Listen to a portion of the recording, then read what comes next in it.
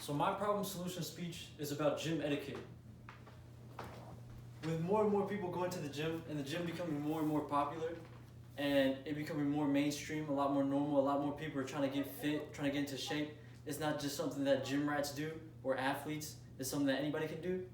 Therefore, you see a lot of new people at the gym, and I feel like this is something they should know. The first thing, and this is something I'm very passionate about, it's how to respond to a compliment.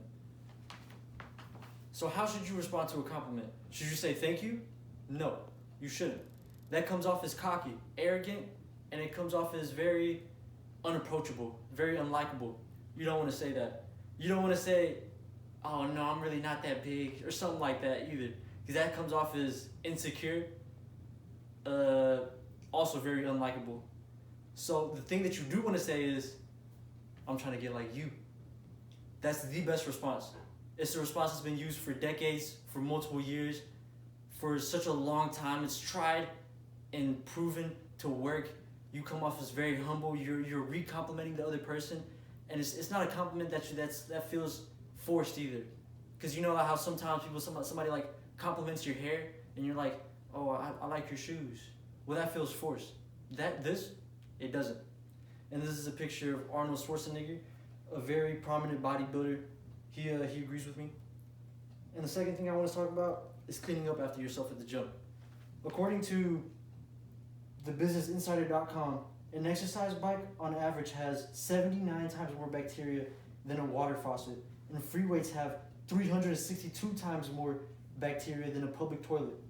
And this is a quick video to show you how you should probably clean.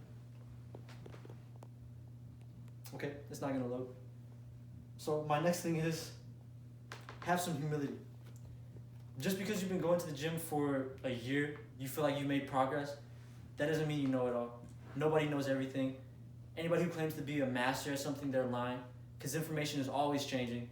There's new studies that are coming out. There's studies that contradict each other. There's those studies where you can get multiple different conclusions, like these 3 articles. These 2, they come from the same source, the same studies, but they come to 2 different conclusions. According to thebarbell.com, they said that the best exercise is curls because it has the most activation and you can isolate it better.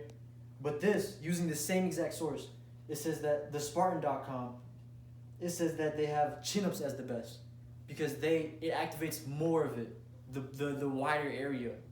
And so you can overload it more, especially after you've done a back workout, so your back is not as working as much, so therefore your biceps are working more.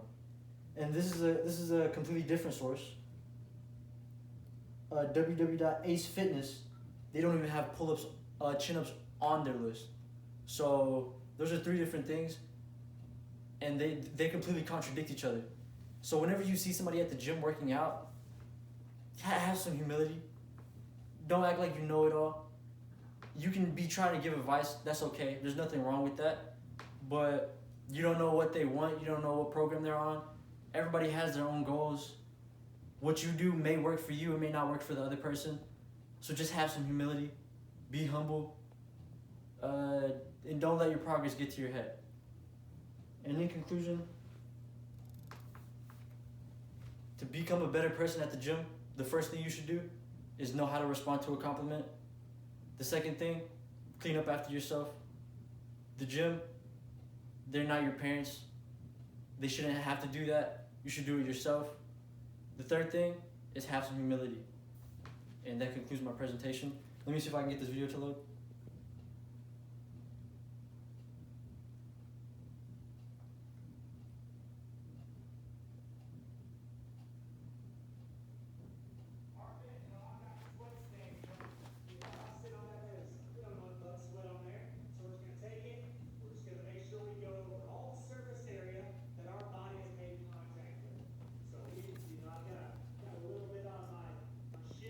You get the idea.